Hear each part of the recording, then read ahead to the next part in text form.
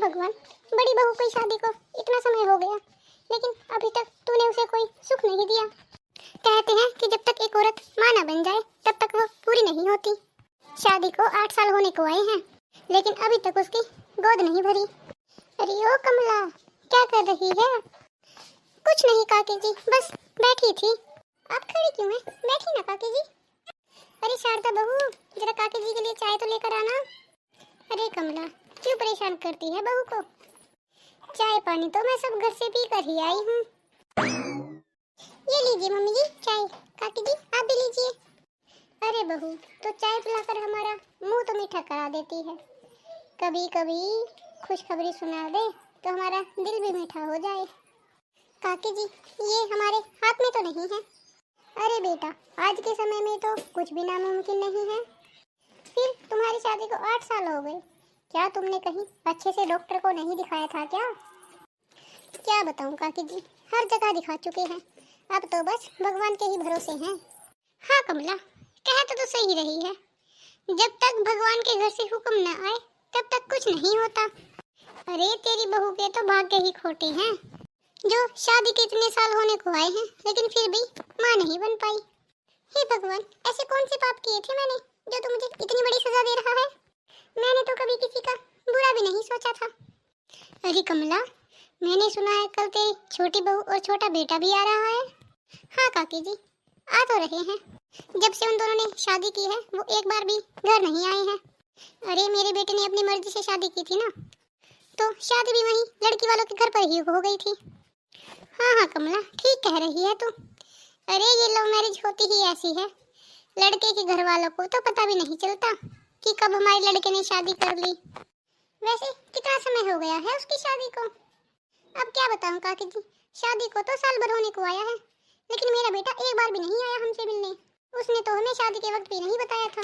अरे अगर शादी को साल भर हो गया है तो क्या पता तेरी छोटी बहू के पैर भारी हो, वो इसी वजह से लेकर आ रहा हो।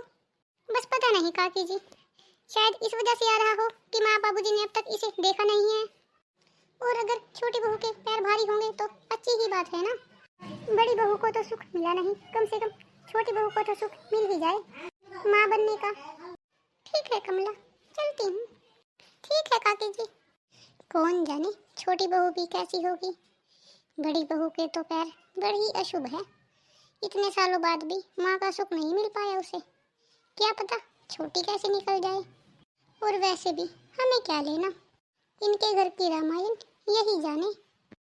अरे कमला, जब छोटी बहू आए तब बिला देना, छुपा के मत रखना कहीं घर में उसे। हाँ हाँ काकी जी, क्यों नहीं, आखिर आपकी भी तो बहू है।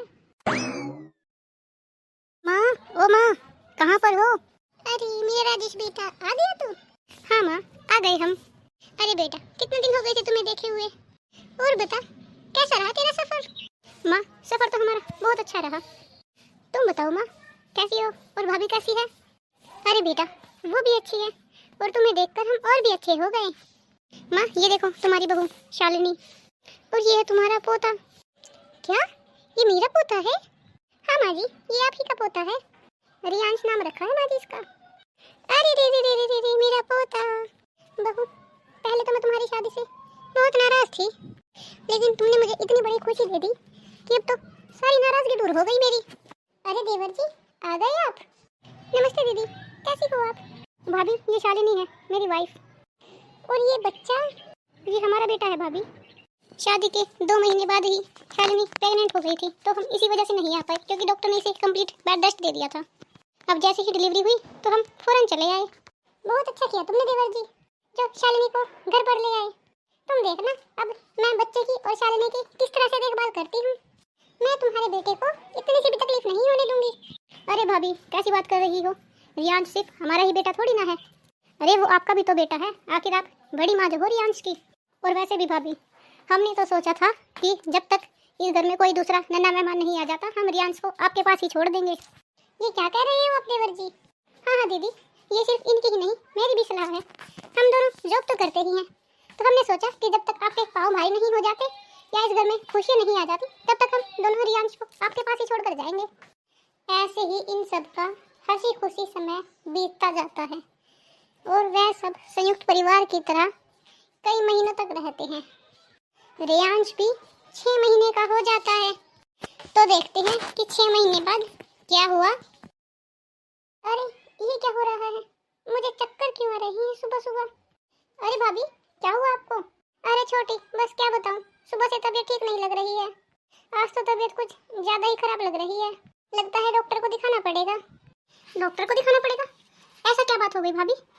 अरे शालिनी, बस तुझे क्या ही बताऊं, आज तो सुबह से मेरा किचन में आने का भी मन नहीं कर रहा था। तू मेरा एक काम कर दे, आज किचन का काम तू कर ले, मैं जरा डॉक्टर को दिखा कर आती हूँ। अरे भाभी, डॉक्टर के यहाँ जाने की क्या जरूरत है? हम एक काम करते हैं, डॉक्टर को घर पर ही बुलवा लेते हैं। वैसे भी आपकी तबीयत खराब है, आपसे चला नहीं जाएगा। ये भी तुम ठीक कह रही हो कि डॉक्टर को घर पर ही बुला लेते हैं। जरा अपना हाथ तो दिखाइए। शालिनी, तुम्हारी जेठानी को कोई प्रॉब्लम नहीं है, वो तो एकदम ठीक ठाक है। डॉक्टर साहिबा, अगर ये ठीक ठाक है तो इन्हें इतनी बेचैनी और ये तबीयत खराब क्यों हो रही है? आज से पहले तो इनकी ऐसी हालत कभी नहीं हुई, इसीलिए तो हम सब घबरा रहे हैं। अरे इसमें घबराने वाली कौन सी बात है? ये तो खुशी की बात है। खुशियाँ मनाओ, खुशियाँ। तुम्हारी जेठानी प्रेग्नेंट है। ये आप क्या कह रही हैं डॉक्टर साहिबा? हाँ हाँ, मैं जो भी कह रही हूँ एकदम सही कह रही हूँ। तुम्हारी जेठानी 3 महीने प्रेग्नेंट है। क्या ये बात इसे मालूम नहीं हुई? डॉक्टर साहिबा, बात ऐसी है कि मेरी जेठानी को 8 साल से बच्चे नहीं हो रहे थे, तो इसीलिए इन्हें कंफ्यूजन हो रही होगी। तो इन्होंने सोचा शायद अब भी क्या हो सकता है। हमें तो विश्वास ही नहीं हो रहा कि भाभी माँ बनने वाली है। कॉन्ग्रेचुलेशन।